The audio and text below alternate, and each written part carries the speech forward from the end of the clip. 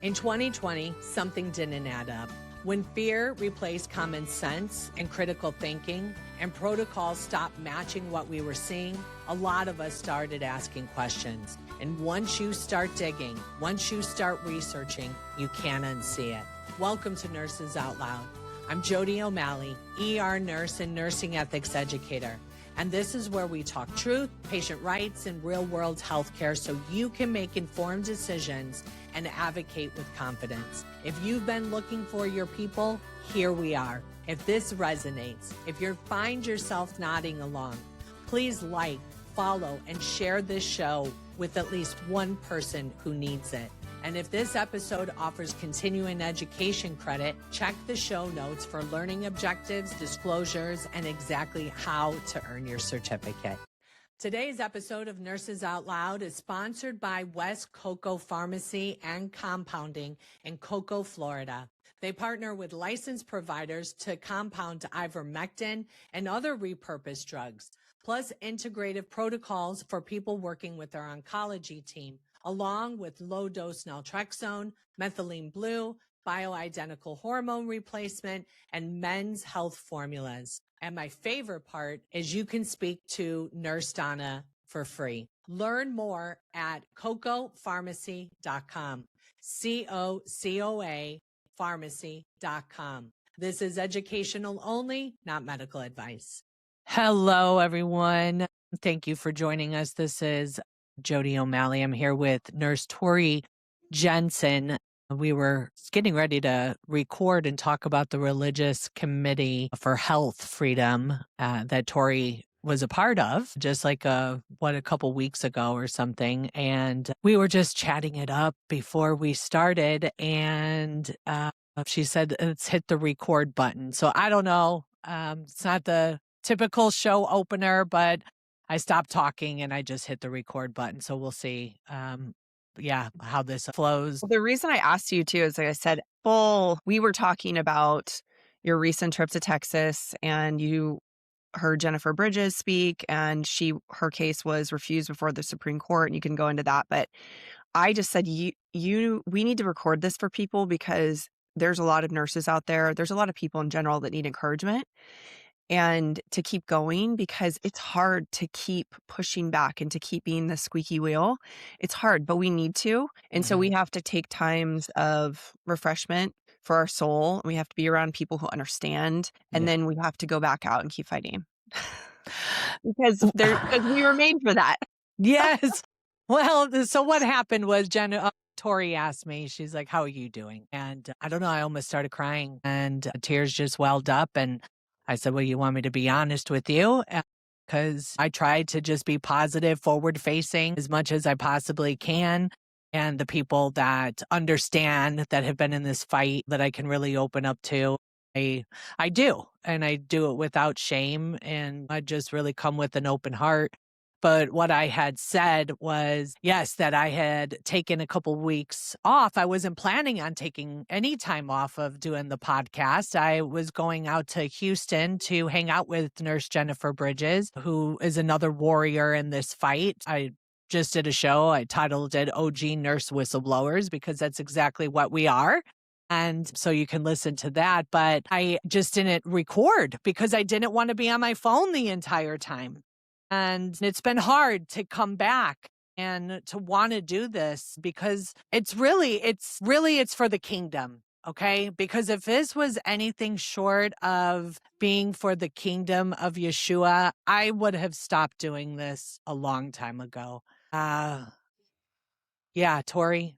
I was just at the Religious Liberty Commission, which is a Trump assigned commission with a group of people who, there's lawyers, there's people of faith on there, there's culture, people from culture, authors. And the reason I bring that up is because I was encouraged. Okay.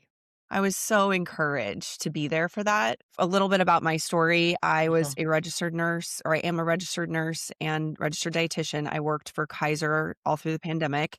And then in the fall of 2021 in California, we had a mandate, and my to get the vaccine, and my religious exemption for that mandate was denied, and I lost my job. So that's how Jodi and I obviously got connected, because it's a small world when we're all kind of speaking out against the corruption and people of faith, because people of faith are who the tyrannical governments go after first, because we're willing to stand up for what's right. And so we've all kind of come together, and the Holy Spirit brings us together, but then we're not physically together. So it gets really hard. And I think for a lot of you listening, you may feel that way too. If you're a nurse and you're working at a hospital or in a clinic and you're the only Christian in your area, you're the only one that's saying, wait a second, this doesn't seem right. And you don't even have to be a Christian to do that. If you're someone who is willing to stand up for what's right, to advocate for patients and patient safety and for nurse ethics, then this podcast is for you. We just want to encourage you. And so through our stories, that's how we do this. But I have to say, coming up with content constantly is a challenge, and so I'm just speaking to what Jodi was saying. We feel like we have to entertain you guys, but I think what's really amazing, Jodi, and this is what I wanted to share with you, is that our stories, the people's stories, are what we need to get out there. People are starved for real, authentic connection, and we have so many overproduced podcasts and overproduced clips that we're constantly hitting our dopamine, but those like real stories and real connections, that's what I'm craving. I can't stand something that's overproduced. I won't even listen to it anymore, even if the content's good, because it's just it's something about our human brain knows that we're kind of done with that we need something more real in our life. So what's real is the Bible and Jesus and a relationship with him. And that's why we do this. But we need to take time of refreshment so we can come back for it. Well, and that's so true, right? We ask people what their identity is. And my identity is first as a follower of Jesus Christ, and then second, my identity is a nurse. When I'm speaking out on this platform, of course, we're all many things to many people, maybe a wife or a mother or friend or whatever. This is a really hard fight. It's been really, really hard, especially I'm spending the time with Jennifer and her talking about her struggle. Like, for example, and I'm sure she won't mind if I share this, she led the fight for the mandates against Houston Methodist. And I mean, that's 40,000 employees there. And it's interesting how the government targeted Houston Methodist to be the first one in Texas, right? Religious, Bible Belt, basically, freedom-loving Americans. They came and they brought the hammer down on Houston Methodist, which has about 40,000 employees. And Jennifer led the charge, and she did this for years. Always speaking out. She even got mainstream media time, okay? And what lacks when you are moved to be in a position of advocacy or activist, right? Activist is actually what she was doing. Your family and your friends, they suffer. And so do you. They suffer big time. And we can speak to that. And when she took a vacation with her husband and I believe it was in 2022, she had, or maybe 23. And she had been in this fight for a few years now. And they came back from vacation. And he said, I need my wife back. I really want my wife back. And she said, yes, I know. You know what? After this event that she had, like 10 days later, she said, that'll be the last one that I'll do.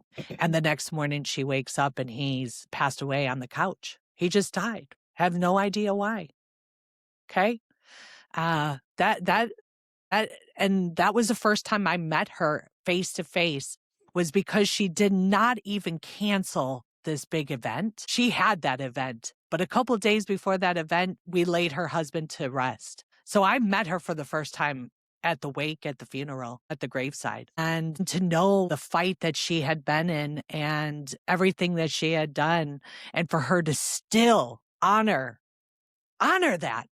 And then for this case to get all the way up to the Supreme Court and them not even hearing it, we really did have a big heart to heart, where again, as a believer, it's like we do these things. And when we're in a position that we have given our will to to the Lord and said, okay, Father, your will be done, not my own. And he leads us into these valleys, and then not to see the fruit of it is really hard. Really hard. Yeah. Well, just that makes me think of all the many times people have said to me over the years since I spoke out that you were such an encouragement to me. And I just wanted you to know that. Mostly it comes through social media Yeah. or later they find out and they say, whoa, you really encouraged me to stand up for my faith. Thank you for doing that. But most of the time we don't hear it. And Mhm. it's okay. That's not why we're doing it. But it's really hard to not see the fruit. And she may never see the fruit Right. of, and we know that as believers, a lot of times that's the case, but that's not why we do it.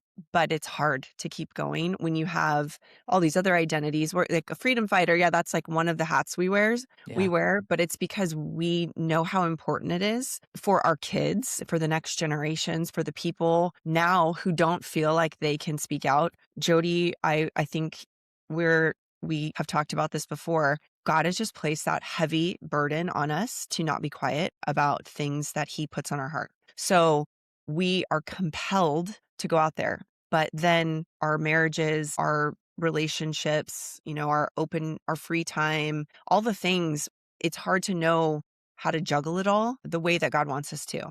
And so we're just trying to figure it out. Yeah.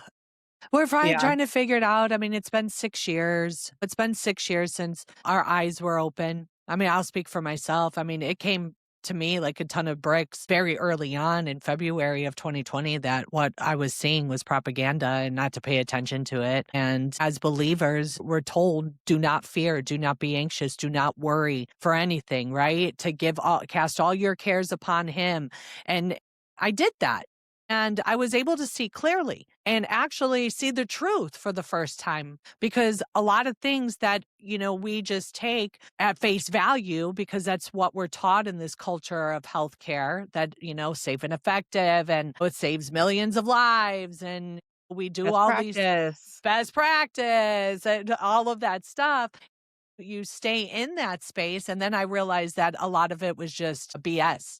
And then we have what is happening with the CDC. We still don't have a CDC director. We got Jay Bhattacharya that is acting. He's the director of NIH and he's acting as CDC. Then we have the whole thing with the ACIP committee and Dr. Robert Malone stepped down. And it's just a lot. And I think for me, Tori, the reason why it's been so hard for me over this last week is because it's the same reason that I blew the whistle in the manner in which I did. Because I worked for the government. I worked for the government and I had been blowing the whistle for a year. I didn't know that is what it was called. But I was, and I was really just trying to gather all this evidence and everything. And one thing I want to tell people is to be a whistleblower, it's like the lowest body of evidence that you need. You just have to have a reasonable belief, and that's it. Now, that was a case I would have came out publicly a year prior to that, right? Because I did have a reasonable belief from the beginning. But having said that, I had to record what was happening and show it to social media because the people that ran my facility is called the United States Commission Corps. Okay. A lot of those people that are in charge, whether that be the CNO, the CMO, all of these people that are on these committees, they are part of the United States Commission Corps. The pharmacist that denied, said that she would get fired for dispensing ivermectin for anything other than lice or scabies, she was part of the United States Commission Corps. Now, I did a Google search. Who runs the CDC, the FDA, the NIH? How many of these Commission Corps people are in there? Oh, well, a lot of them, 30 up to 50%. So that's why it's so hard to change anything because you basically have military members that are at these high levels of authority and position. And let me tell you, the way they treat their officers or the head of those people treat the Commission Corps. They can do so many good things. Bend over backwards, not take days off. And at the end of the day, when they come up for their PMAP rating, Okay. They are at the hands of that supervisor. And if they don't follow everything that they're telling them to do, they don't get raises. They don't retire. So basically, you see what I'm saying? So I Yeah. don't have a lot of faith in anything changing anymore because I realize that we have basically the military in charge of the government. They have power, they have influence, they have money. And the reason why people didn't speak out at my facility was because they were making too much damn money. And it's so hard to fire a federal worker. So if you just keep your head down and you follow orders, you're going to retire with full pension. And that's the American dream. Yeah. And that's why American Christians don't speak out right there because they don't want to mess up their retirement. That's it. That's it. You talk to Christians in other countries and they're like, "What? That's not safety and security. That's not Christianity. That's American Christianity is that we don't ruffle any feathers, we don't get involved with politics, we don't, step outside the boundaries of love." I mean, Jesus loved us. That's why he died for us on a cross. It's Holy Week. It's a big deal. But we're also the ones that are supposed to advocate for those who can't advocate for themselves and do the right thing. It's like there's something in us that can't not do that, even if it's going to burn it down, even if we burn it down on the way out. And I have to say, it's like good, bad. I mean, if you probably your whole life, you've been like that. If I look back, I Mhm. was like that as a kid, always saying, "Wait a second," to the teacher, like, "Excuse Mhm. me." And the teacher's like, "Who's this kid?" Yeah. Always asking, "Why are we doing this? This doesn't make sense." You ask too many Like, questions. you ask too many questions. So if you have a kid out there that does that, they may be a whistleblower one day. I don't know. Just saying. I have to say though, selfishly, I was really encouraged. I say selfishly because Mhm. there's so many people that are in our shoes, maybe then go public with their fight for the mandates or for medical freedom or for any of the very strange things that are violating our religious freedom as healthcare workers. I was encouraged because I got to be a part of this thing happening. And I said, I'm so lucky to be here and to be witnessing and realize that I'm in this club with all of these people. Mhm. And not everyone has that benefit. So you and I, we have it's a double-edged sword of being in the fight, but also having an avenue to it's almost therapeutic to speak out and to be able to still be in the fight. My lawsuit has over 400 people in it. Wait, you still have And an active lawsuit? I still have an active lawsuit against Kaiser Permanente. Yeah. Good. Yeah. Okay. It's moving very slow because I guess the judge that we had was close to retirement. So he basically just turfed everything. That's kind of what the word on the street is, why we still have this really long drawn out lawsuit. But I have to say, I get together with other people who are not vocal. They're still kind of stuck in the grieving process and they don't have an avenue to deal with that grief. So if you are someone who is in the fight, I just want to encourage you that it's actually a privilege to be able to go out and continue to fight because it gives you an avenue to deal with that grief. That's how I feel. As when Yeah. it's hard, I'm like, well, I feel so blessed so that I still get to go speak about this because it's so therapeutic for me. So the Religious Liberty Commission, if you can go watch it on the DOJ website on YouTube, it's I'll about put 4 the hours link long. in here. Yeah. These people are incredible. And this is what I found the common thread throughout the entire thing was these people all stood up for their faith at great risk. And they did it anyway because it was what was right. They all spoke up Mhm. about issues that went against their sincerely held religious beliefs. They were all persecuted by either the government,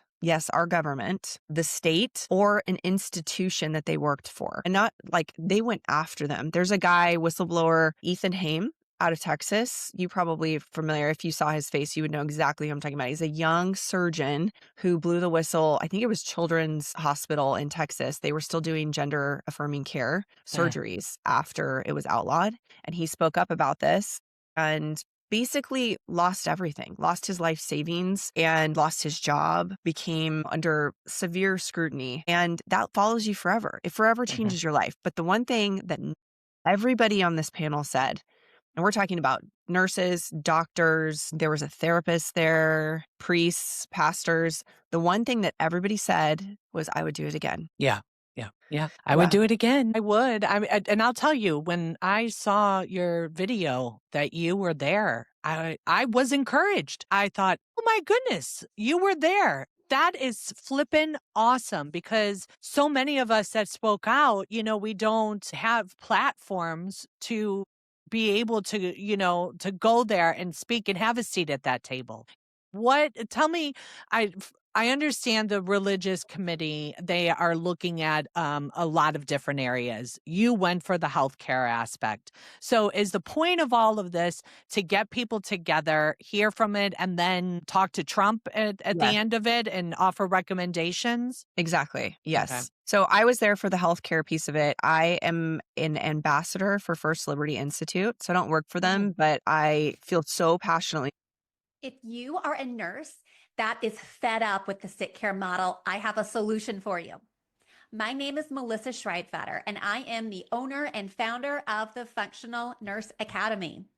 FNA is the most comprehensive functional medicine training program on the market, specifically tailored to nurses. It is self-paced and equips LPNs, RNs, and nurse practitioners to practice functional medicine, address the root causes of dysfunction, and start their independent functional medicine practices. At FNA, you will learn how to order labs, functional health reports, create customized wellness plans, package and price your services, and even how to market your brand effectively. Graduates earn 90 nursing CEUs, and then they qualify for multiple board certification titles. They also will have access to our exclusive tools, such as our Functional Nurse Toolkit, our social media and marketing kit. And I don't want to just train you and send you on your way. So you also will get access to me each month via the Functional Nurse Academy monthly mentorship program, where you will be able to attend a live class with me each month. So say goodbye to sick care and start your dream career as a functional medicine nurse. Enroll today at functionalnurseacademy.com. Maybe passionately about their cause because they are a law firm that only takes religious freedom cases. And they've won 11 out of 11 at oh, Supreme Court. okay. Yeah. Wow. It's a big Is deal. this Jeff Barkey? Is he part of that? No, Okay. he is a physician out of California, actually. So I'm not sure who he may be affiliated with them. I actually don't know. Yeah. This is Kelly Shackelford. He is the CEO of that, and you would recognize him as well because he's probably the most well-known and outspoken lawyer regarding religious freedom. There's other law firms out there that do that as well, but First Liberty has won 11 Supreme Court cases. So he sits on Okay. the committee. There's Dr. Ben Carson is on the committee. Oh, yeah. And there's Eric Metaxas and Cardinal Dolan, Bishop Barron. So there's some people of faith. It's kind of a wide variety of people. And then they bring on the commission people to give their testimonies.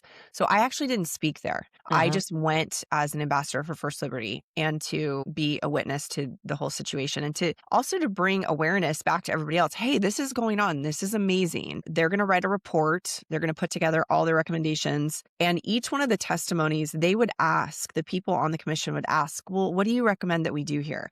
So they actually were getting firsthand recommendations from the people about what they should say to President Trump. Something very interesting that I want everyone to kind of understand is that President Trump can write executive orders and do whatever he wants. So, but those won't last if another president takes over and disagrees with them, right? So they only last for a short period of time. And we have a unique opportunity while he is president to actually change laws because he's so helpful in promoting religious freedom. But if we change laws, then they stick, right? So they have to be strategic and about their recommendations. So because it's the long game we're playing. Yeah. Something that I was unaware of until I became an affiliate for First Liberty was that we have more religious freedom today than we've ever had in the history of the world. But it doesn't feel like that, right? No, It doesn't it feel like doesn't. that. And that's why I say it, because I said, no, it doesn't feel like that. But yes, actually, and I'm not a lawyer, so I'm going to probably butcher this. I'm going to put it in layman's terms for all of us healthcare workers out there that are listening. There was a law passed by the Supreme Court back in the 1970s, the same Supreme Court that passed Roe versus Wade. So pretty corrupt, pretty terrible I guess, legislature. It was called the lemon test. And there were a couple things you had to do in order to pass a law. It had to pass the lemon test. Basically, it had to have for whatever they were trying to do, it had to have a non-religious reason for doing it. Okay, I guess that's the easiest way to say it.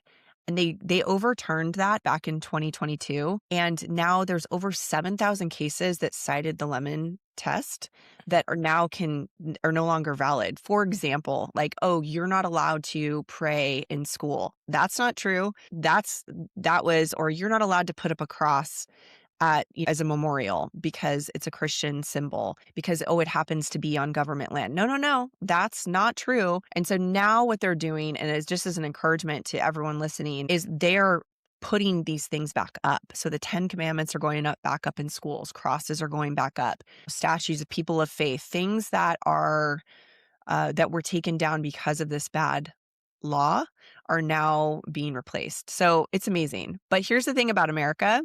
This blows my mind. Supreme Court can come down and say, okay, you guys have this freedom. We're ruling on this. But then in order to make it stick in all these other places, you have to basically challenge the law. So states don't have to follow it. People don't have to follow it. So we have to go sue them again. So you have to have more cases, right? It's just funny. They just go, oh, we're not doing that. Whether they don't come right out and say they're breaking the law, but they just don't, right? And so then it takes people like you and me to bring cases to the courts. So that's how we fight back. You and I can be on podcasts all day long, not to minimize what we're doing, but the where we take the most ground is in the courts. So if any of you are having your First Amendment rights to religious freedom infringed upon, go to First Liberty, ask for representation. It's free. It's free. And you may not, I don't want to get in a lawsuit. I don't want to deal with all that. Well, then they can write a letter to whoever.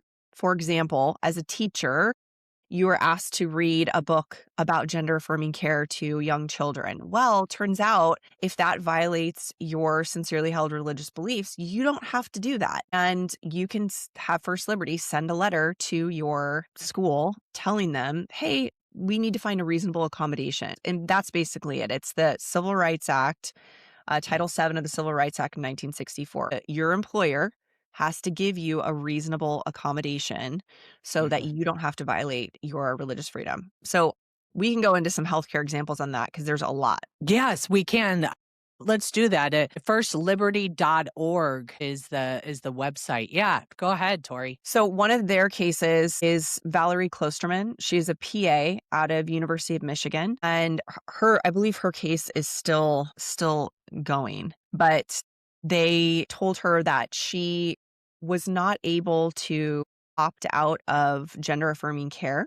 And so that she had to affirm people's pronouns. She had to offer them transitioning hormones, and she had to sign off on her yearly DEI training that she would do all these things. And she said, well, I'm not going to do that because I'm a person of faith. I actually believe that there's a male and female made in the image of God. And so it literally goes against my faith in order to do that. And she said, I have taken care of patients for years who are same-sex attracted, and my care is the same. But to offer gender affirming care and to sign off on that and say, yes, I agree with it, I won't do it. And they fired her for it. So I just thought, man, isn't that every single one of us that we go and have to take our education for the year and in the institutions, and you have to sign off, yeah, even though it's crazy and isn't following biology whatsoever. So she's a really good case. Let me hit the high notes for like categories, and maybe there's one that interests you more than others, Jodi. So we had euthanasia, which I kind of haven't thought about in a bit. I mean, just to be honest with you, right? So euthanasia is big though right now, big. And this is big here in the United States. I know it is in Canada. It's growing. Yeah. So euthanasia, abortion, which we know, but then also there's varying degrees of it, correct? So we have Plan B, which is the abortion pill. And there is actually Plan B, like reversal by giving progesterone. So you can come in and say, I just took the abortion pill, but I would like to keep this baby. And in Colorado, they were telling nurse practitioners that they were not allowed to offer progesterone to these patients. Even though we give progesterone all the time for other things, they were saying in this instance specifically, they were not allowed to do that. Like, if that's not demonic and specific, I don't know what is. Yep. Right? So things like that. 100%. There was a huge, let me pull it up right now because I got this today. Today, there's a Supreme Court strikes down Colorado banning conversion therapy for LGBTQ minors. So this gal was actually at the Religious Liberty Commission. She is a psychologist who said it violates my First Amendment rights to religious freedom. It violates my faith to not offer people conversion therapy who actually want it. So these are people who are same-sex attracted who come in and say, minors. That's a big deal. Minors who say, like, I'm struggling with this and I don't want to struggle with this anymore. What can you help me with this? So they were saying she's not allowed to do that. Now, if that's not demonic, I don't know what else is. Again, minors. Right. So that's just kind of another piece of this. The gender affirming care is wild. Right. So there's so much of that and that came on quickly. Like, abortion's been around forever, but the gender affirming care stuff is terrifying. I feel like it's trending the other way because I feel like now that people are educated about it a little bit, even the average person is going, sounds a little crazy. Yes. I think that they started like pulling back on that because of us shining the light on it so much. Right. Yeah. And that's a big deal. There's a lot of most of us, we've been around what we used to call them transvestites, right? We've been around people who cross dress and say that they're a she or they're a he. And we don't care. Like, I'll call you Yuzi. Even if your name is Sam, it doesn't matter to me, right? But where they really, I think, overplayed their hand was that minors could actually leave their state, run away to these sanctuary states, and then they be protected and they can start using chemical or surgical treatment to castrate them. And that is, a lot of people thought that was just some conspiracy theory. And because it's so wild to think that we're even having conversations about this and that it's actually true. And it is true. So I do see it even in practice where nurses are, no, I'm not going to support that. I'm not going to affirm those types of things. And I'll sit there and have a conversation with the patient and maybe even pray with them because we can, we're called by our code of ethics to show up as our whole self. And that doesn't end when you clock in, or you That's clock correct. out. And then so that's a big deal for nurses to realize is that, yeah, your religious freedom or your beliefs, your values, your virtues, what makes you the nurse that you are all supposed to be honored. And you're supposed to bring that into every situation as you can. So, yeah, I think that's great that they're talking about it and that you're encouraged by it. That's amazing. There is, on the First Liberty website, there's protection kits, and there's one for healthcare specifically. So I encourage you to go there and download it and pass it around to your friends. I think courage is contagious, especially if you're supported. Imagine how different you would act if you actually thought that you had a law firm backing you up. Right, which is true. That is literally what First Liberty does. They will have people come to them and say, hey, this happened to me at work. And they say, oh, no problem. Let's see what we can do about that. We send a letter informing the organization, hey, this is violating this person's First Amendment rights to religious freedom. It's violating Title VII of the Civil Rights Act. You need to provide a religious accommodation for them. Here's a suggestion for you, right? So like they make it, and I'm paraphrasing, and again, not a lawyer, but how differently would you act if you knew you had a first-class law firm behind you? And that is the reality. So I encourage you guys to learn what your rights are and realize that your faith does not stop when you walk through the door of the hospital, not even a little bit. And something that came up too is that, wow, if we don't continue to have people of faith in healthcare, think about where healthcare will be in 10 years, 20 years from now. Yeah. Because people of faith, a lot of them are like, this is not worth it. I'm being persecuted here. I'm not allowed to live, to go to work and actually be myself without feeling like I'm being scrutinized for every little thing that I do. And so I don't want to deal with this anymore. But then people of faith are the ones that are willing to say, oh my gosh, I'm going to go out of my way to do the very best thing for this person because that's just the right thing to do. Yeah. Putting other people before yourself. That's a profoundly Christian principle. And so we don't want to get rid of people of faith. I want to go to a doctor that has a faith that looks at everything through that lens. When we were, you're still in the hospital setting, I'm no longer there, but I said to them, don't you want a nurse who's going to ask questions? Don't you want people like us? Like I would want someone like me taking care of my mom because I'm going, wait a second. I don't think we should be ordering that. What's that? Why are we doing this? This doesn't make sense. That's not what's best for the patient. Yes, we might be a thorn in the side of the administration, but as a patient, I want that. Oh, I want that nurse is asking all the questions. That's what I want because, and they're not easy to get report from or give report to sometimes because they have all these questions we don't have the answers to, but how many milliliters of urine did they have in the 7th hour of your shift? I'm like, this is telly. I don't know. Well, you should hear it in the ER. We're like, listen, they're alive. All the orders have been done.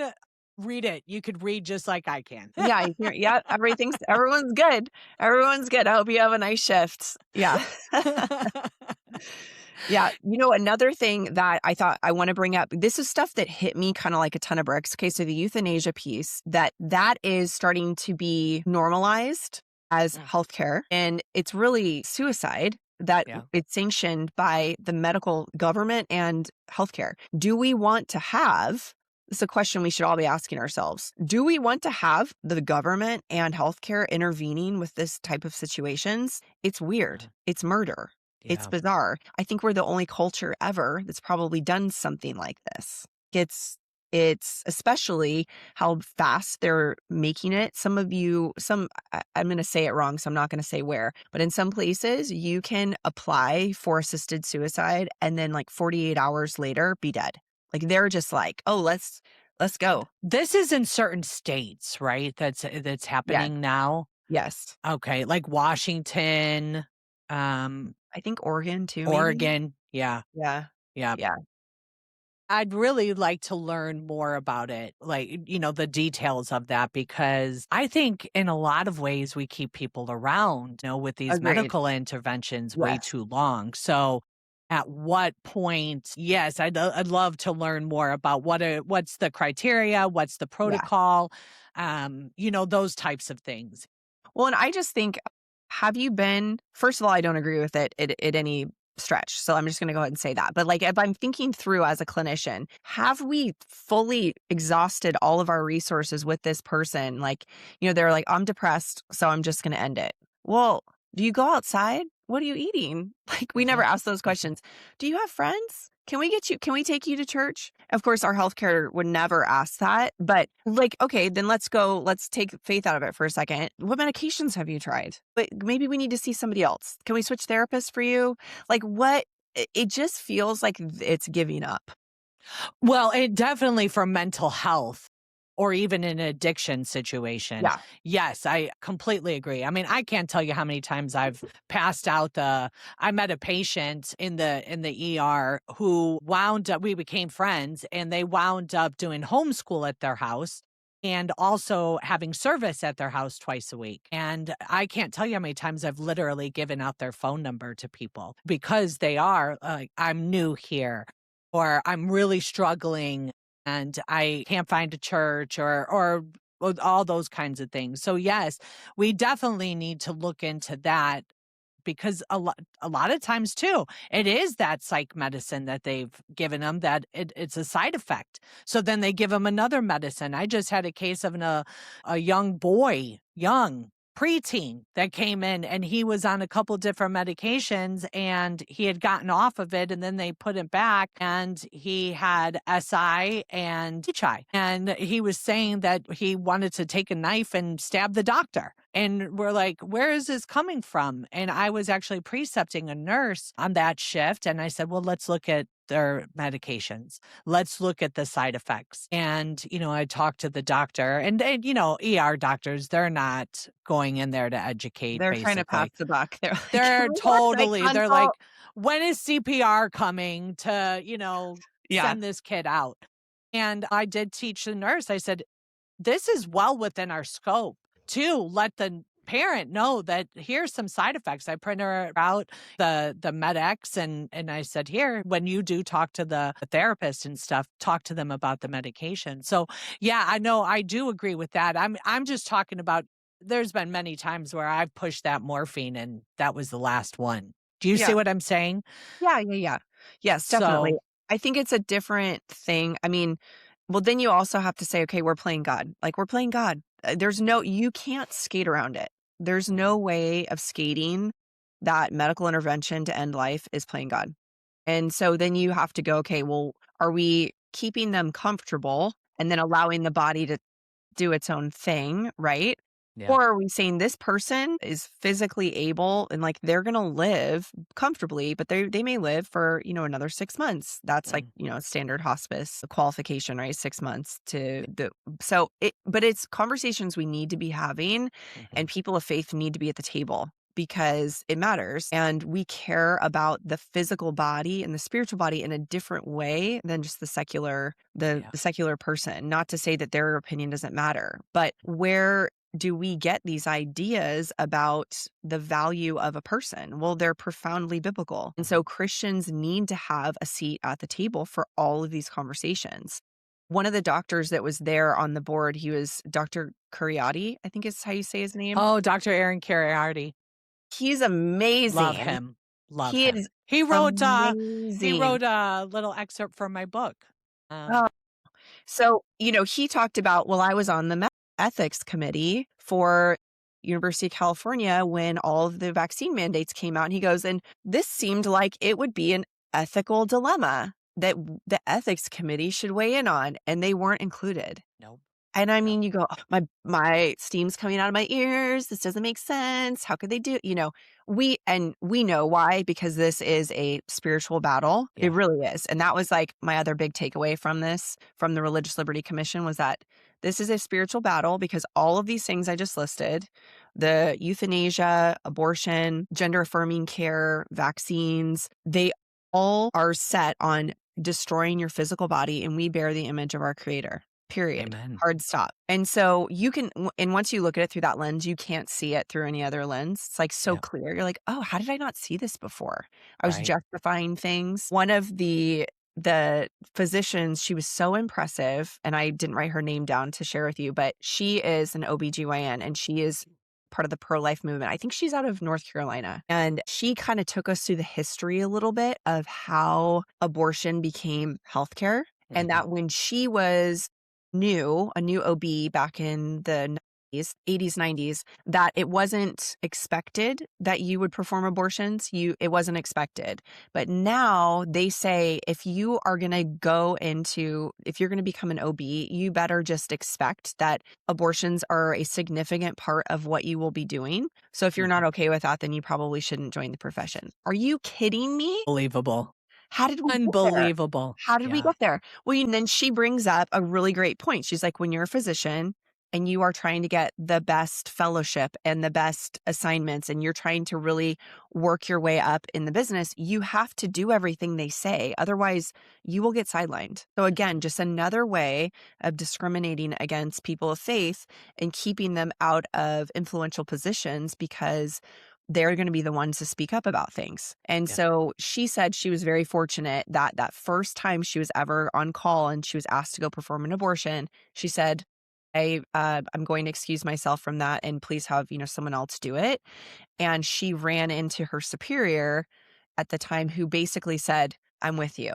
You keep doing what you're doing. You're not alone. It feels like you are, but you're not. So that's really the message to send out to everyone listening is like, you are not alone. You might be alone in your beliefs, but in your respective unit or your very small pocket of whatever you're doing, but you're not alone. Yeah, no, 100%. And I think when you have the courage to speak, because we're together at the nursing unit with the whole team basically for 12 hours, you get to know people and you talk about current events, you talk about these things. And when you have someone, I just see how when I'm there and I speak, because I speak very open, I always tell people I'm always coming from a place of love, you know? That's always, I'm not there to gossip. I'm not there to put people down. And anything that I say is really from a place of love. And so when that's the intention, when you open your mouth and that's the energy of the words that are coming out, people do receive that and they are inspired and they are encouraged to share their viewpoint. And I can't tell you how many, I mean, it's been 3 years almost that I've been back at the bedside and still at the same company, the same place of employment.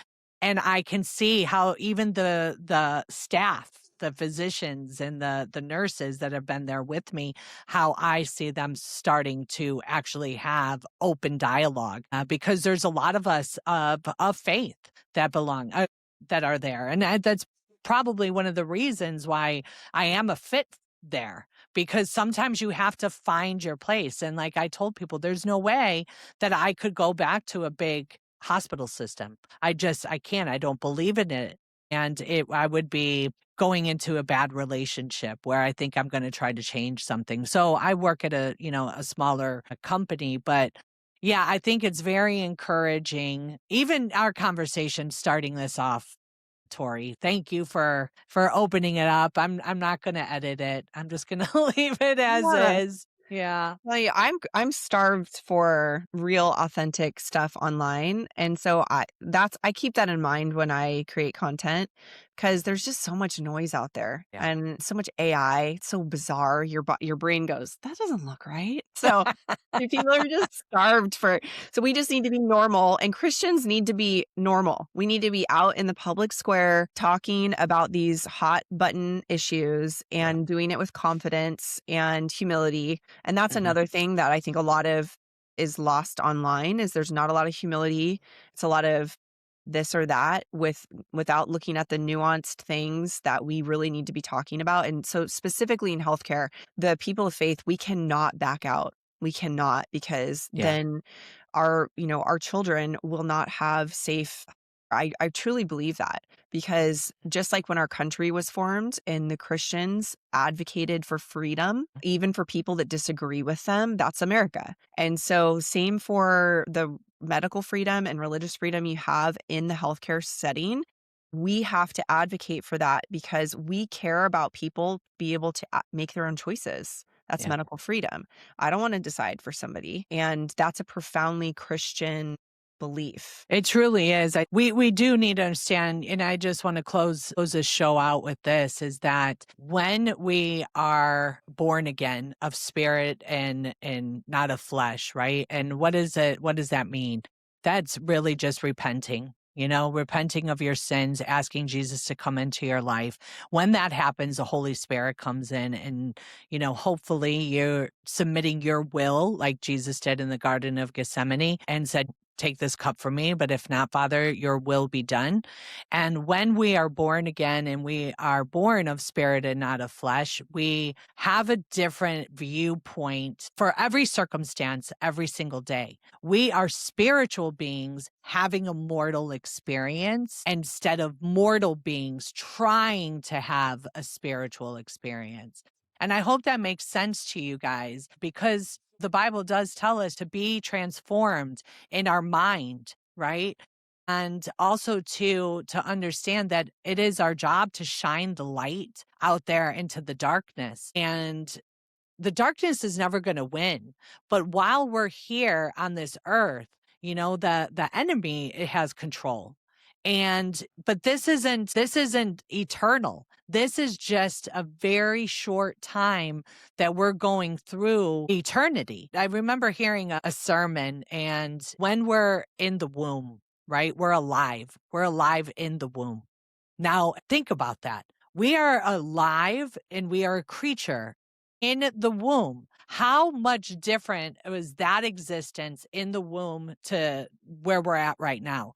I like to look at what a huge difference of when we get to heaven. When we pass on from this world, it is going to, all of the promises that Yeshua has for us are going to be fulfilled. And we're all going to answer on Judgment Day, like, why did you do this? Why did you do that? And it's not our good works that are going to get us in. It's really just being humbled and hopefully answering the call, because he calls every single one of us. And so I don't want you guys to get bogged down with religion, because I can't stand religion in many, many different ways. I think it's more of like a relationship, but I do value us coming together, like you were saying, as believers, because I think there's a lot that we gain from that. Absolutely. All right. Any final words, Miss Tori? I just was watching the Shroud of Turin, a podcast on this, and you were mentioning light. To think that Jesus, when he was resurrected, basically had a burst of light to cast that image onto the Shroud of Turin. Something, if you aren't familiar with it, Google it. And that you and I have light emanating from our bodies. If you put us up on a infrared scanner, like we emanate infrared light. It's fascinating, and I don't think it's an accident.